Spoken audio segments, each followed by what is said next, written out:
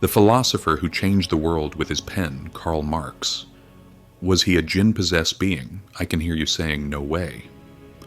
I reacted the same when I first encountered this idea, but this question has increasingly appeared on social media in recent years.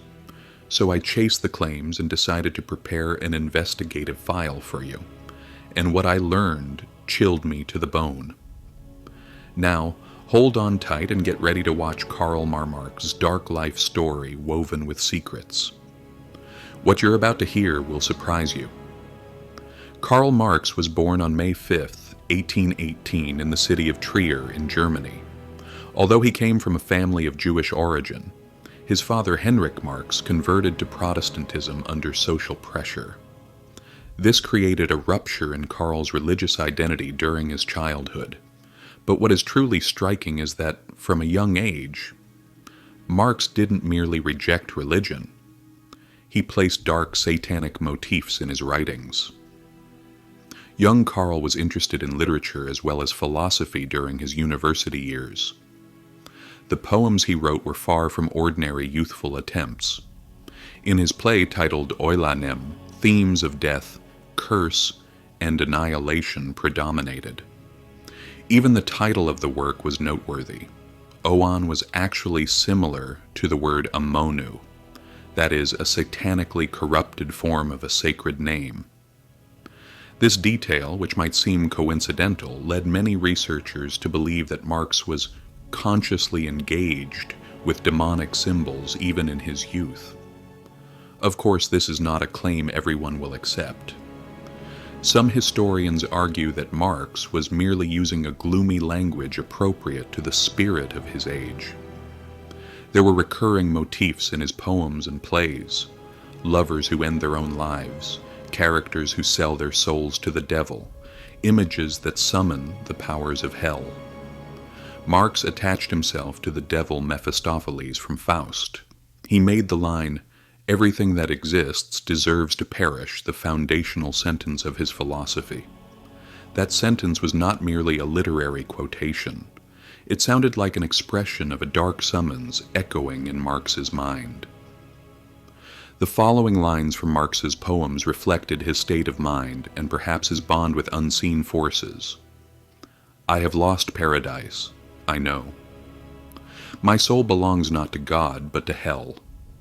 Could these lines be only the melancholy of a poet, or were they a confession whispered into Marx's pen by Jinn-like entities? Witnesses among those around him also lent weight to this possibility. In 1837, Heinrich Marx wrote a letter to Carla in which he expressed suspicion that his son was under the influence of a demon. His friend Friedrich Engels described Marx upon first seeing him as the monster of 10,000 devils. His son Edgar addressed him in a letter as "my dear devil." His wife Jenny sometimes called her husband "me bad servant." Were all these merely metaphors? Or did those close to him also sense that invisible darkness circling Marx? All these signs suggest that Marx developed, from his youth, not just as a thinker, but also as an overt figure under the influence of dark powers. Every line from his pen felt like a call serving being rather than humanity. Karl Marx's mysterious origins leave us with this question: was he only a philosopher, or was he really a cursed man guided by satanic whispers, in contact with jinn-like beings? When Karl Marx and Friedrich Engels met in London in 1847, they wrote one of history's most dangerous texts, the Communist Manifesto. First published in 1848, this little pamphlet was only a few pages long. But would it be the birth certificate of an ideology that would affect millions of lives and write world history in blood? Supporters said the manifesto was a text aimed at the liberation of the working class. But critics argue it later transformed into one of the most murderous ideologies in human history. The language of the manifesto was striking. Although it contained economic analyses, according to some critics, the spirit of the text evoked destruction and hatred. Marx did not merely say the existing order needed to change. For him, Everything had to be destroyed, rooted out. This idea matched exactly the phrase he had expressed in his youthful poems. Everything that exists deserves to perish. This repetition makes one think that behind Marx's pen there was not only his own idea, but also the dark echo of an unseen power. The manifesto did not only contest economics, but confronted humanity's deep-rooted values. Marx and Engels explicitly stated points such as the abolition of the family, the abolition of private property, and the complete elimination of religion and morality. Were these not an ordinary political program, but a destructive attack aimed at humanity's millennia-old cornerstones? The manifesto resembled a new creed. But this faith was not based on the Creator. It was based on the Creator's destruction. In Engels' own words, this text must be not a catechism, but a creed. It was presented like a new holy book. The following sentences from Marx's pen plainly showed this. Communism abolishes eternal truths. It destroys religion and morality. Behind these lines was a hatred of the Creator that went beyond ordinary atheism. But could such hatred be explained by personal preference alone? Or was it a poison of an unseen power that had worked into Marx's soul? History shows the consequences of these ideas. In the 20th century, Marx's calls were put into practice by leaders such as Lenin, Stalin, Mao, and Pol Pot. The resulting picture was among the bloodiest scenes in human history. In the Soviet Union, 20 million. In China, 65 million. In Cambodia, 2 million. In North Korea, 2 million. In Eastern Europe, 1 million. In Africa, 1.7 million, and many more. In total, about 100 million people fell victim to Marx's call for forcible destruction. These figures cannot be explained by political failure alone. It is as if the dark call that had been whispering into Marx's pen since his youth echoed through generations and fed on millions of blood.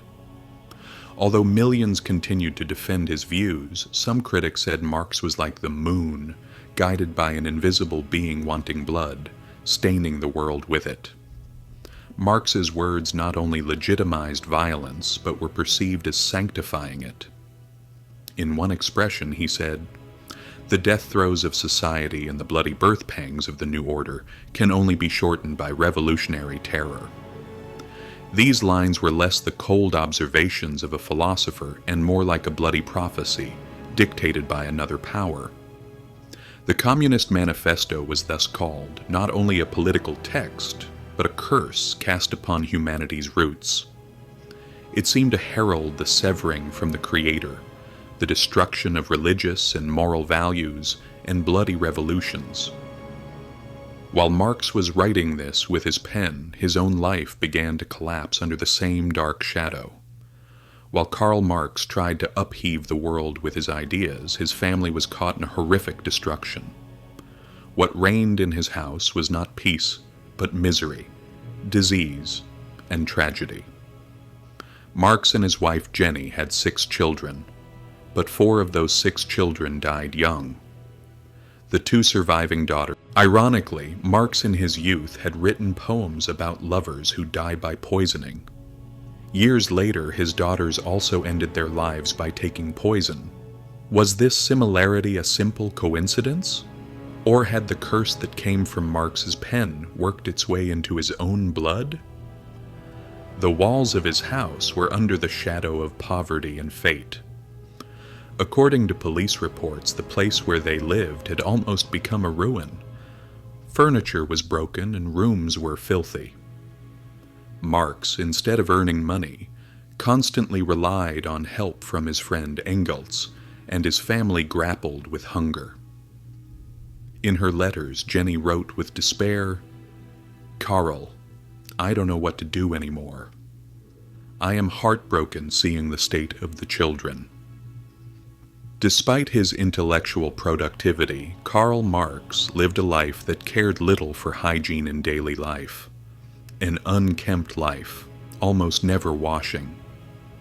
The satanic images in his writings seemed not to have remained just in lines, but to have marked his life as well. The man his friends describe, thousand devils, was surrounded by an unseen darkness. While his wife and children were one by one destroyed under this shadow, Marx consumed his life with drink, laziness, and illness. While his so-called salvific ideas cost millions their lives, his own family endured only death and tragedy. It was as if an invisible hand punished this man and his lineage. The man who called to burn the world first had burned his own home. The picture he left behind as he went to death recalled not an ideologue, but a man toyed with by satanic powers. His children's gravestones, the painful memories of the daughters who ended their lives, and the existence of a hidden illegitimate child were the clearest indications that Marx lived a dark life. And the big question, was Karl Marx really only a philosopher? Or was he an envoy guided by dark beings under the pretense of bringing a new order to humanity? Were his ideas a salvation or the written form of Jinn whispers? My soul belongs not to God but to hell. I want to destroy the world. I want to dethrone the Creator. With black lust I want to ruin the world. Make man stand against God. Marx's enemies and critics combine these youthful poems with his political texts to say he wanted destruction and chaos. But academic historians argue these poems are more a product of a personal, eternal, melancholic era and should be evaluated separately from political theories. Karl Marx drew his last breath in his room in London on March 14, 1832. He was buried in Highgate Cemetery, but his grave never found peace. First it was forgotten in a silent corner, then a huge monument was erected anew. But after that something happened. The grave was attacked repeatedly. Stones were broken, inscriptions erased. For some, this was a sign that his ideas were still alive. For others, the sign that Marx's soul never found rest. Today I cannot answer the question circulating on social media. Was Karl Marx actually a Jinn-possessed being? Nor can I accuse him of that. Only God knows best. Moreover, his views continue to be adopted by many people. But it cannot be denied that he had a dark world. For some, he is a symbol of freedom. For others, he is a legacy that dragged humanity into darkness. So what do you think about Karl Marx? Let's meet in the comments.